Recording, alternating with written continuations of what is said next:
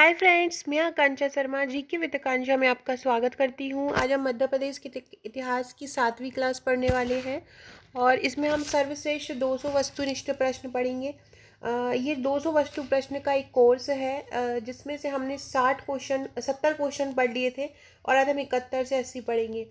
10-10 question के अंतर्गत भी आपको करीब 20 से 25 क्वेश्चन मिल जाएंगे। मतलब एक वीडियो में आपको करीब 25 प्रश्न इतिहास के मिलेंगे जो बेहतरीन हैं। और इसके अलावा मध्य प्रदेश इतिहास में कोई भी क्वेश्चन बाहर नहीं जाएगा।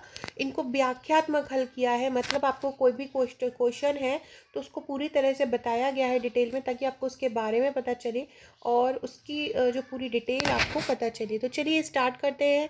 आप किसी भी एग्ज़ाम की तैयारी कर रहे हो, इंक्लूड आप एमपी पुलिस की तैयारी कर रहे हैं, एमपीपीएससी की तैयारी कर रहे हैं, व्यापम की किसी भी एग्ज़ाम की तैयारी कर रहे हैं, it is a very important for you. तो चलिए स्टार्ट करते हैं। पहला क्वेश्चन है कि देश का पहला शहीद मंदिर मध्य प्रदेश में कहाँ स्थापित किया गया। देश का पहला शहीद मंदिर मध्य प्रदेश में कहाँ स्थापित किया गया? श्योपुर, भिंड, ग्वालियर, मुरैना। तो इसका आंसर है मुरैना। पहले इसके बारे में पढ़ लेते हैं। स्वतंत्रता आंदोलन के महानायक जो थे श्री राम प्रसाद बिस्मिल, ये मध्य प्रदेश के बरवाई जो गांव है वहाँ के रहने वाले थे। इनकी 82वीं पुण्यतिथि पर देश का पहला शहीद मंदिर मध्य प्रदेश की मुरैना में स्थापित किया गया। तो ये ध्यान रखिएगा कि सबसे पहले कहाँ स्थापित हुआ, मुरैना में। ये व्यापम के जो एग्ज़ाम होते हैं वो ये भी पूछ सकते हैं कि किसकी याद में बनाया, तो राम प्रसाद बिस्मिल में।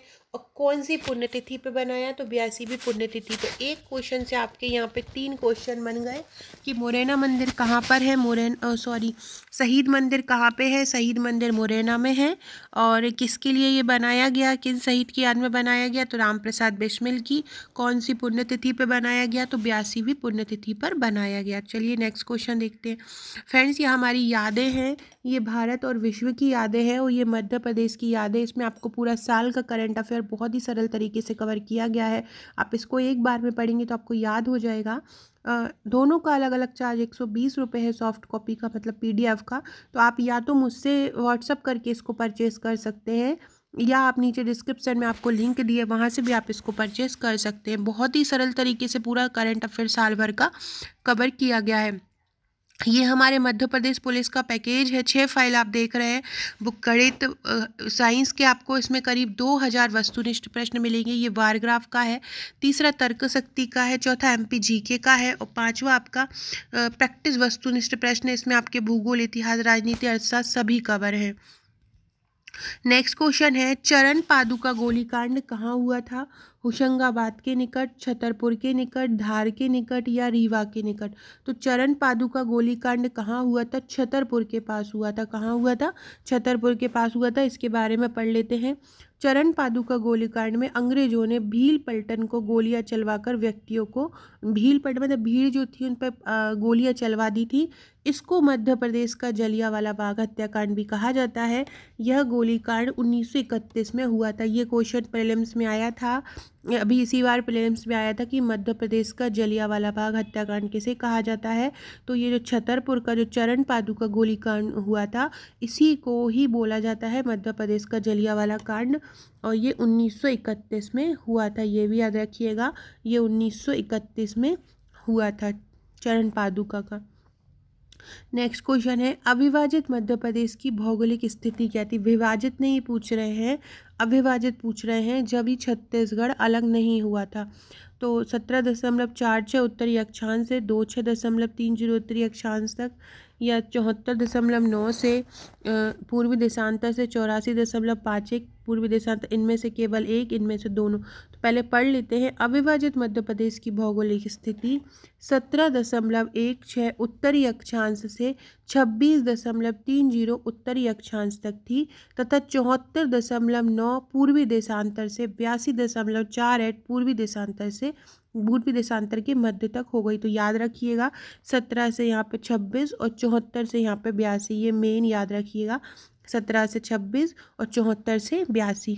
नेक्स्ट है विदर्भ क्षेत्र, जो कि अब महाराष्ट्र राज्य का भाग है। पहले किसका भाग था? मध्य प्रदेश, उत्तर प्रदेश, बिहार, महाराष्ट्र। तो विदर्भ पहले हमारे मध्य प्रदेश का भाग था, जो कि महाराष्ट्र में विभाजन के समय चला गया था। विदर्भ क्षेत्र 1956 के पहले मध्य प्रदेश का भाग था, जिसका जब 1956 में पुनर्गठन हुआ मध्य प्रदेश का, तो वो तत्कालीन महाराष्ट्र राज्य में मिला दिया गया। नेक्स्ट क्वेश्चन है जबलपुर, जो कि एक महत्वपूर्ण क्षेत्र है, किसके अंतर्गत आता है? मालवा। मालवा में तो नहीं आता है जबलपुर, क्योंकि मालवा तो यहाँ पश्चिम साइड में पड़ता है मध्य प्रदेश के, और पश्चिम में तो जबलपुर नहीं है। बुंदेलखंड, बुंदेलखंड में भी नहीं आता है जबलपुर, और छोटा नागपुर पठार में भी नहीं आता है। तो कहाँ आता है? महाकौशल में आता है। जबलपुर कहाँ आता है? महाकौशल में। जबलपुर जो कि एक महत्वपूर्ण शहर है, महाकौशल क्षेत्र के अंतर्गत आता है। महाकौशल क्षेत्र के अंतर्गत अन्य जिले कटनी, नरसिंहपुर भी आते हैं। नेक्स्ट क्वेश्चन है भारतीय स्वतंत्रता संग्राम का अलग जगाने के लिए किन वस्तुओं को प्रतिक्षण बनाया गया? रोटी, रोटी कपड़ा मकान, रोटी कमलवा फूल। तो किसको बनाया गया? रोटी, कमल और फूल को बनाया गया। रोटी और कमल के फूल को एक छावनी से दूसरे छावनी तक पहुंचाकर तात्या टोपे एवं नाना साहब पेशवा ने विद्रोह का अलग जलाया। किसने जलाया? तात्या टोपे और नाना साहब ने। फ्रेंड्स, मुझे एक क्वेश्चन बताइएगा आप कमेंट बॉक्स में कि जब ये 1857 का विद्रोह हुआ था तो हमारे भारत का गवर्नर कौन था? ये बताइएगा मुझे कमेंट बॉक्स में। जब ये 1857 का विद्रोह हुआ था तो भारत का गवर्नर जनरल कौन था? नेक्स्ट क्वेश्चन है सादत खान और भागीरथ के नेतृत्व में किस स्थान पर विद्रोहियों ने सेना पर हमला किया? तो मेरी बात ध्यान से सुनिएगा आप लोग कि जहाँ पर शहादत अब आ जाए वहाँ पे इंदौर आना है। शहादत से इंदौर को रिलेट करके याद कर लीजिएगा। तो शहादत खान एवं भागीरथ के नेतृत्व में किस स्थान पर विद्रोहियों ने सेना पर हमला बोला? इंदौर, जबलपुर, सीधी, नीमच। तो इंदौर में बोला। तो इंदौर के सराफा में शहादत खान और भागीरथ के नेतृत्व में विद्रोहियों ने सेना पर हमला बोला। इसे सराफा के गोलीकांड नाम से भी जानते हैं। ये पूरी स्टोरी याद कर लीजिएगा। सराफा कांड किसे बोलते हैं? ये मेंस में भी 3 नंबर में पूछा जाता है। शहादत खान और भागीरथ के नेतृत्व में इंदौर के सराफा में विद्रोहियों ने सेना पर, इंदौर के सराफा में शहादत खान और भागीरथ के नेतृत्व में विद्रोहियों ने सेना पर हमला बोला। इसे सराफा के गोलीकांड नाम से भी जाना जाता है। ग्वालियर में 1857 का विद्रोह कब आरंभ हुआ? तो ग्वालियर में 1857 की क्रांति 14 जून को लक्ष्मीबाई के नेतृत्व में हुई। ये दोनों डेट याद रखिएगा, तो किसके नेतृत्व में हुई ये याद रखिएगा। और ग्वालियर में कब हुई? 14 जून को हुई। किसके नेतृत्व में हुई? लक्ष्मीबाई के नेतृत्व में हुई। ये दोनों फैक्ट याद रखिएगा। फ्रेंड्स, हमारा जो प्रीलिम्स का ग्रुप है, जो प्रीलिम्स का मैंने पेड ग्रुप बनाया है, ये उन लोगों को मिलेगा जिन्होंने हमारे नोट्स लिए हैं। उनको हर रोज़ बहुत ही शानदार टॉपिक दिए जा रहे हैं, ऐसे टॉपिक जो एग्ज़ाम में आने ही हैं, उनकी तैयारी कराई जा रही है।